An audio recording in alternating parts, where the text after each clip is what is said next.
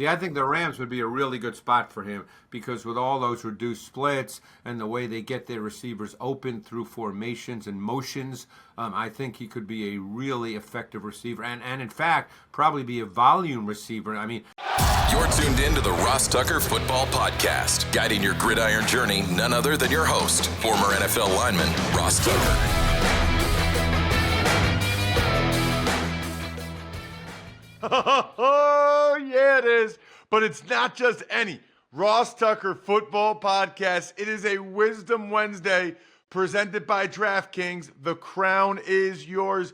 The wisdom today comes from none other than Greg Cosell, the 45-plus year NFL Films legend. Usually joins us on a Thursday, but I wanted to move it up a day. Number one, to keep you guys on your toes a little bit. Number two, to be a little bit closer to the Combine, because Greg just got back from the Combine, so we got to get his thoughts on what he saw and what he heard at the NFL Combine, plus a lot of veteran news the last couple of days. We got a bunch of stuff to get to later on in the show as it relates to Tee Higgins and Darius Slay and the Bears and Rams making moves, and Saquon Barkley gets a new contract again. There's a lot to get to there.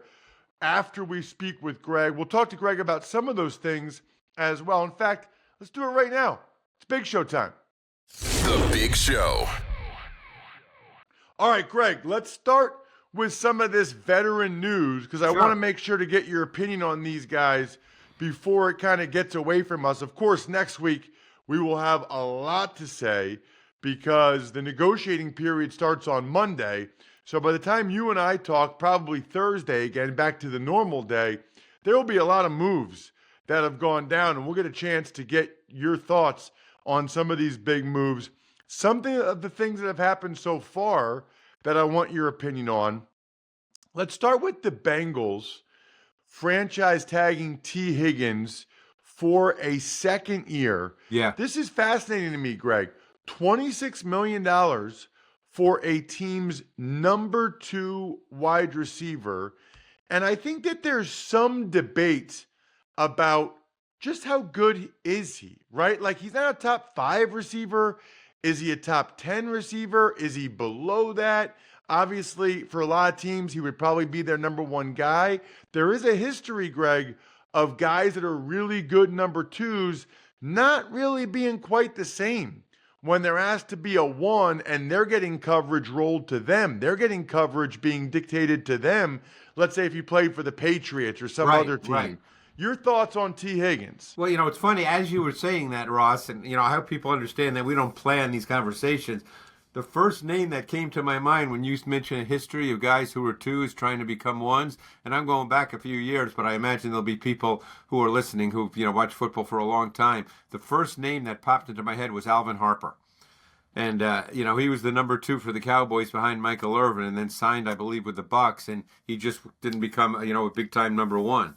But Higgins, I'm sure he's not happy that he's not signing the long-term deal with a big signing bonus. But, you mentioned, is he top 5? Is he top 10? It doesn't matter. He's the number 2 receiver behind one of the 2 best receivers in football, and he works really well within the context of that offense. And they know that, obviously, the Bengals need to fix their defense to a meaningful degree, but they're an offensive football team, and they need Tee Higgins. He's an important piece to what they are. It doesn't matter where we want to rank him in the list of receivers in the league. He's really, really important to them. So that's a good point. And obviously, Burrow has been very outspoken about wanting to bring Tee Higgins back. You know what I think is interesting about this, Greg? Now, I know they are very different players. I know this. But I have to think that if Jermaine Burton had a really impressive rookie year for the Bengals, I don't know that they would have franchise tagged Higgins again. Now, there's some thought, by the way, that they could still trade Higgins at some point because obviously they want to get the deal done with Chase. They have said publicly, which is a really interesting way to go about it, Greg, that Chase is going to be the highest paid non-quarterback in the league. I mean, they've already said that, which is fascinating. not really the Bengals style.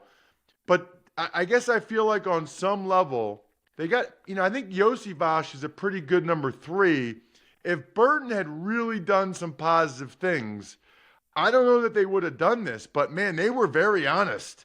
Duke Tobin at the combine, he basically said something like, "We got to see something from Burton." I mean, that's about as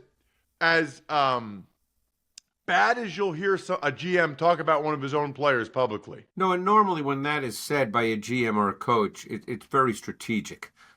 So Burton's very, very gifted. He started his career at Georgia, ended was it Georgia or Alabama? Yeah, Georgia then Alabama. Yeah, then Georgia then Alabama, and he's very gifted. He can run, and he's big, and he can go get it. But obviously, they're not happy with his development at this point. I think he was a 3rd-round pick, but I can't remember exactly.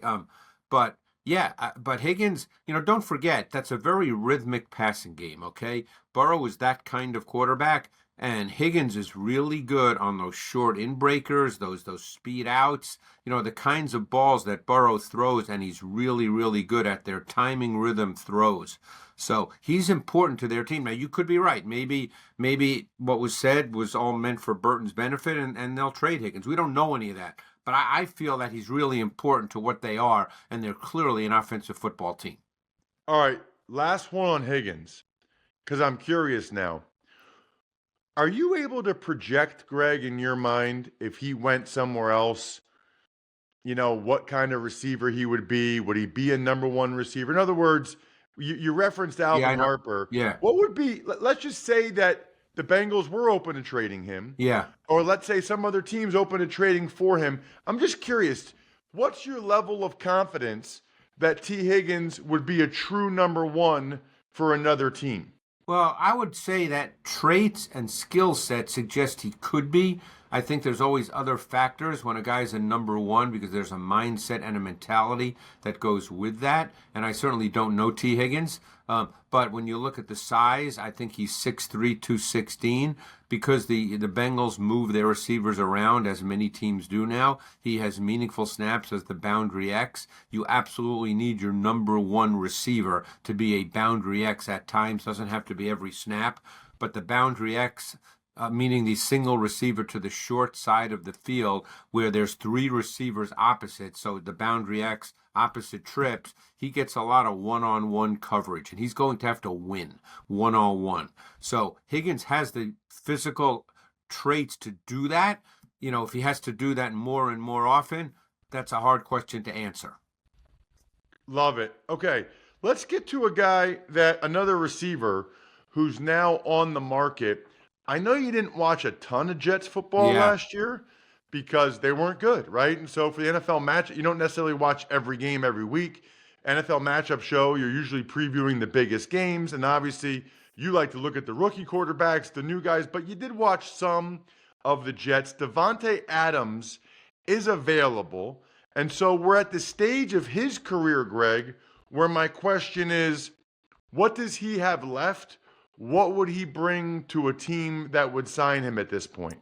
Well, at the risk of sounding a little cliched, I think at this point in his career, he's more of a quality possession type receiver. I mean, he was such a good route runner. He's still a good route runner, but earlier in his career, through his prime years, he could get vertical. I don't know if that's what he can do on any kind of consistent basis at this point, but he's still a quality possession receiver. He can still run really good routes. So can he help a team? Absolutely. The question is, you have to understand if you sign him, what you're getting. You can't sign him, to my way of thinking, Ross. And again, I didn't watch every Jets game, and I'm glad you said that, because toward later in the season, obviously, they were not on my radar as much as other teams. So I want people to understand that. But my sense is, from what I did see, that he's no longer that number 1. The guy you're going to sign, as your third place hitter who's going to hit 320. He's not that guy anymore. You're not that guy, bud. You're not that guy. That's funny. So, it's let me make it a little. Well, I can say it later in the show, but I think he ends up in California, and I think it's probably either the Chargers or the Rams. See, I You think know, the a Rams would team. be a really good spot for him because with all those reduced splits and the way they get their receivers open through formations and motions, I think he could be a really effective receiver and in fact, probably be a volume receiver. I mean, they've talked about trading Cooper Kupp. Again, we're just speculating right now, but if he was the guy that replaced Kupp, my guess is he could be a volume receiver in the context of that pass game.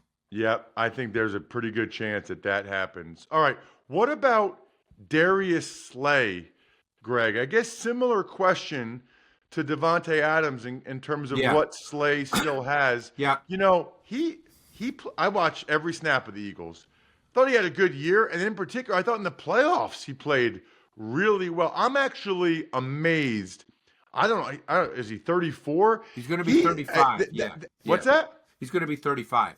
That is so impressive to Yeah. me how he still played and how he's playing at that. I mean, Greg, he's running with some young, fast guys, and he's stride for stride against the Packers getting an interception like that. Yeah, I think it's a salary issue.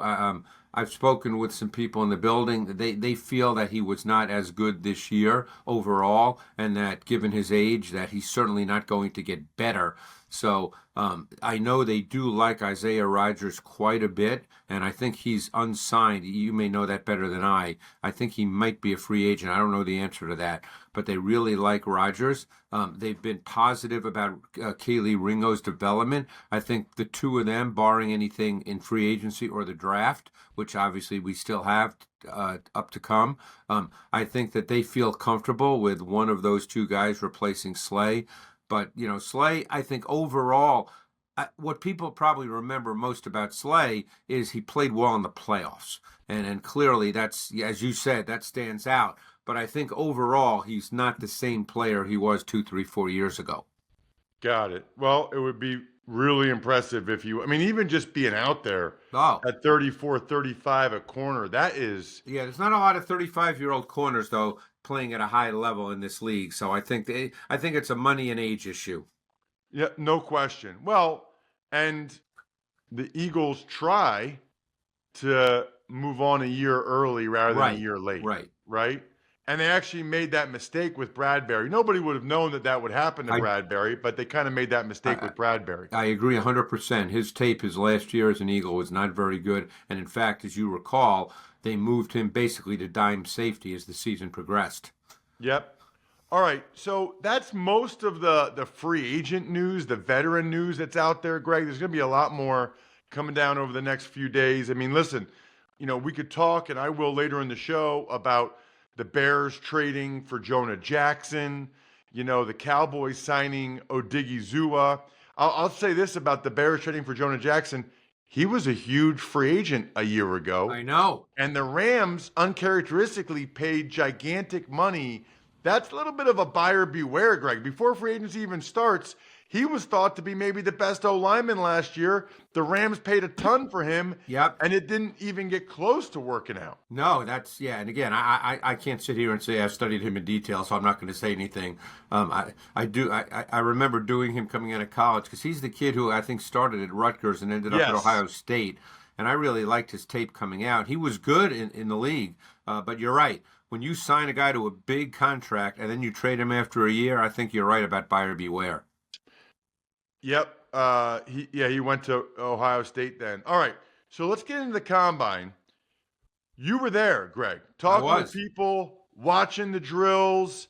I guess I'll just give you a blank canvas like I like to do. Just kind of your biggest takeaways from the combine. Well, my favorite part of the combine, Ross, and maybe people, don't know this, is the conversations I have with scouts, coaches. For me, that's just invaluable because I learn so much because you have to keep learning and you keep trying to expand your knowledge. You hear a coach talk in a certain way, and when he says something, even though in my mind I say, yeah, I knew that, but it resonates totally differently because of the way the coach says it as opposed to the way I see it. So I love those kinds of conversations. But when you get to the on-field workouts, for me, especially since I watch so much tape, for me it's more about the extremes. If I'm watching a guy on tape, I'll give you a great example. Shamar Stewart, who's a DN from Texas A&M.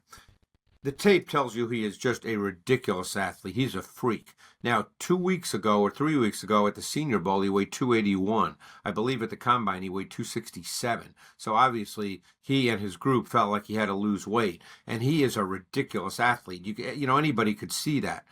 But you put on his tape, and I think I watched 6 or 7 games, and he just, at this point in his development, this is not an indictment of his whole career, Ross. I think people have to understand we're dealing with 20 and 21-year-olds who are now going to be coached at the highest level when they get to the league. But at this point in his development, he really has no idea how to rush the quarterback. So his tape is not very good, other than when you just see the athletic movement and you go, oh my God, is this guy a freak?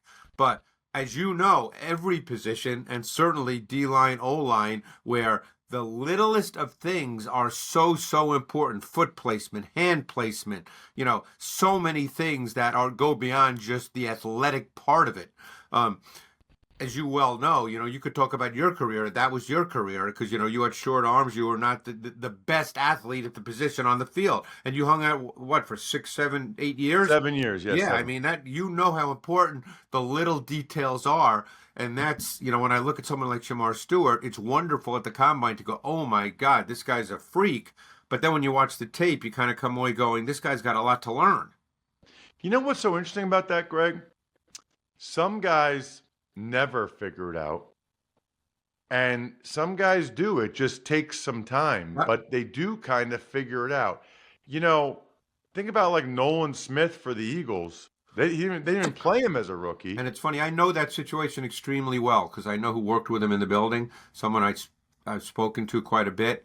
And you were, you know, you do the games. And you're doing them again, right? Didn't you resign? Yeah. Good for you. I was happy to see that. Thank you. Yeah, but through training camp, as you know, and through the early part of the season up to the bye week, it looked like Nolan Smith just could not become a pass rusher. And they really worked with him hard, and I know what they worked with him on, and you could see how, I don't want to say the light went on because that's, you know, that's just a cliche, but you could see the better hand usage, the better understanding of how to set up an offensive tackle. He just learned the nuances, the details, the subtleties of rushing the quarterback because you can't, no matter how good an athlete you are, you can't just run around offensive tackles in the NFL. That's not the way you can make a living in the league, as you well know. So, again, with someone like Shamar Stewart, I'm curious, where someone like Mike Green from Marshall, a player I watched as well, you know, he's only 245, 250 relative to what Stewart is. But I thought that watching his tape, and granted, he's not playing at the same level as the SEC, but you could see that he understood. He had a plan. He had an approach. He just went into it with an idea of, hey, I'm going to try to set up offensive tackles and work through them over the course of a game. Now, you know, I don't know what he'll do in the league, but you could just see. I thought that way last year about Latu, who was the first defensive player taken last year, I believe, pick 15, if I'm not mistaken, by the Indianapolis Colts. I thought that he understood how to rush the quarterback. He had a plan. And, you know, that is so important when you get to the NFL. What about the quarterbacks, Greg? Did you watch the quarterbacks throw? And when you do, I was on the field. I'm curious as to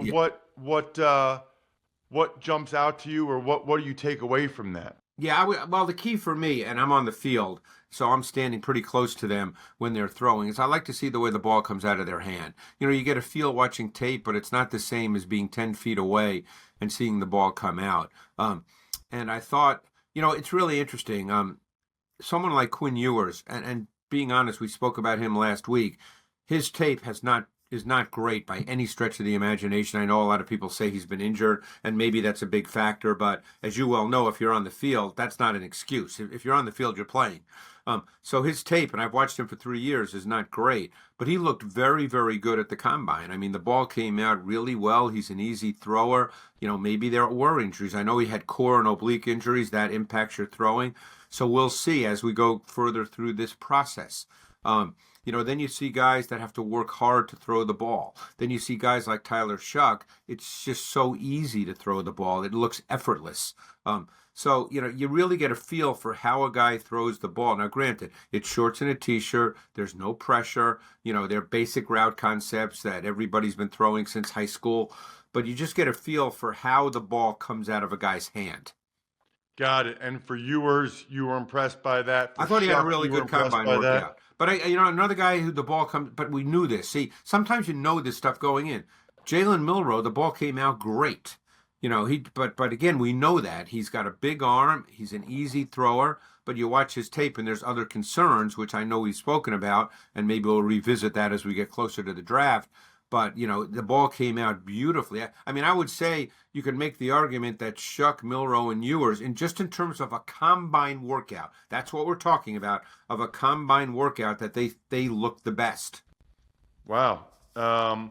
Anything else jump out to you about the combine at all? Position drills or anything else that was notable to you, Greg? Well, the guy who jumped out, and his tape's really good too, was Nick Emanwari, the safety from South Carolina.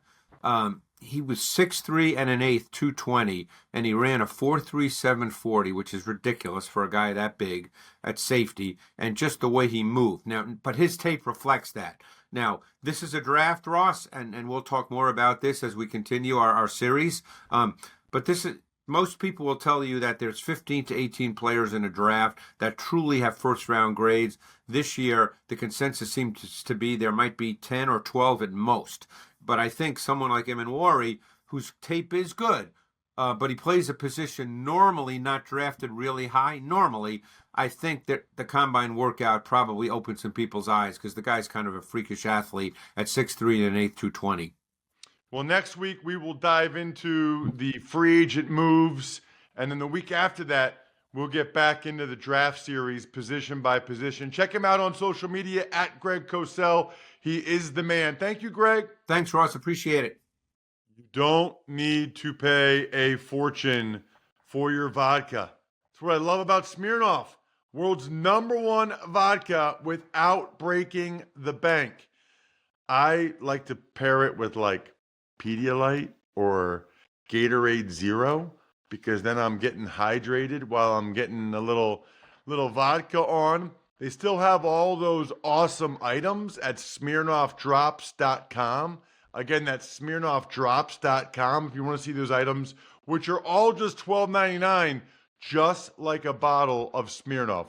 Please drink responsibly. Smirnoff number 21 vodka, distilled from grain, 40% alcohol by volume. The Smirnoff Company, New York, New York. Pricing is at the sole discretion of the retailer, may vary by state. Please do not share with anyone under legal drinking age. Smirnoff, we do game days. Tuck's Takes. All right, Ross, I know you and Greg talked about this before, but what are your thoughts on the Bengals franchise tagging Tee Higgins a second time? Well, so anytime you get to this point, right, what you're saying is you highly value the player, but you didn't realize that soon enough to get a long-term deal done with him earlier in his career, right? They could have done it after his third year. Instead, they wait till after the fourth year and they franchise tag him. Now they franchise tag him again. So if they had been proactive and had gotten it done before his third year, they would have likely saved, or before his fourth year, after his third year, they'd have him for the long term, and they likely would have saved money, especially against the cap, because that's $26 million that hits the cap right now. I do not see them trading him because I think that would send a really bad message about this team, this season, to Chase and Hendrickson and especially Joe Burrow. So there's rumors that maybe they could trade him. I don't see it. One other thing you guys touched briefly on, the Bears, they trade a 6th rounder to the Rams for their offensive lineman, Jonah Jackson. It's just fascinating how fast a guy can go from, treasure to trash, right? And in this case, back to treasure, right? Like the Bears are thrilled to get Jonah Jackson. Remember, I talk about this all the time when it comes to lifelines, right? But Ben Johnson, the head coach for the Bears, he was with Jonah for 4 years with the Lions, coached him for multiple years. So he feels very comfortable with what Jonah can do. I guess he was hurt last year. The Rams just don't think he's that good, obviously, or not worth the money. The Bears think he is worth the money, and he'll play well for us if he's healthy. Several contracts. The Eagles, they signed Saquon to a 2-year, $41.2 million extension, $36 million of that fully guaranteed at signing. The Cowboys, they signed Osa Odigizua to a 4-year, $80 million deal, $52 million guaranteed. Packers re-signed Isaiah McDuffie, 2 years, $8 million. And the Raiders, they inked their young safety Isaiah Pola-Mao to an extension. So the last two guys, just young guys that the teams like. The other two are the more interesting ones. The Saquon one caught me by surprise. I was not expecting that. He was 1 year into a 3-year deal. I would have thought that this would have happened after this upcoming season. They decided they wanted to reward him. I don't know for sure the details of what it means for the cap, but he's under contract for a long time, and the Eagles really rewarded him. The Odigizua one, kudos to the Cowboys for getting that done. I'm a little bit surprised that he took that deal. Was going to get $25 million for just this year, or would have gotten more from another team. But if it's really $52 million guaranteed, I guess he wanted, to get that money now and not have to worry about it. Maybe he likes the no state income tax and likes playing for the Cowboys, but that was a good deal, certainly for Dallas. And several cuts around the league. I'll let you give your thoughts on specifics, but including Alex Kappa, Davante Adams, and Darius Slay. Right, and the Seahawks cut a bunch of guys too. Roy Robertson Harris and Rayshon Jenkins, George Fant, Draymond Jones. A bunch of those guys are guys they signed recently in free agency. Kind of touched on Slay, not a big surprise there, nor is Davante Adams. And for the Bengals, Kappa just did not play well enough to justify that salary. As if I couldn't already love my dudes at Labatt enough, now you can get cool stuff for doing what you're going to do anyway. Drink beer. It's called Buy Beer, Get Gear from Labatt. Head to the website, snap a photo of your receipt, upload it instantly to rack up points for exclusive merch. How cool is this? You get points for every purchase at any store, bar, or stadium, any size, any product, anywhere you're buying Labatt. Buy beer, get gear. Go to rewards.labattusa.com to sign up. I think we're done here. Thanks for tuning in to the Ross Tucker Football Podcast. Make sure to also check out Even Money, Fantasy Feast, and College Draft, all on the DraftKings Network on Samsung TV Plus, YouTube, or subscribe to the podcast on your favorite platform. Shout out myfrontpagestory.com.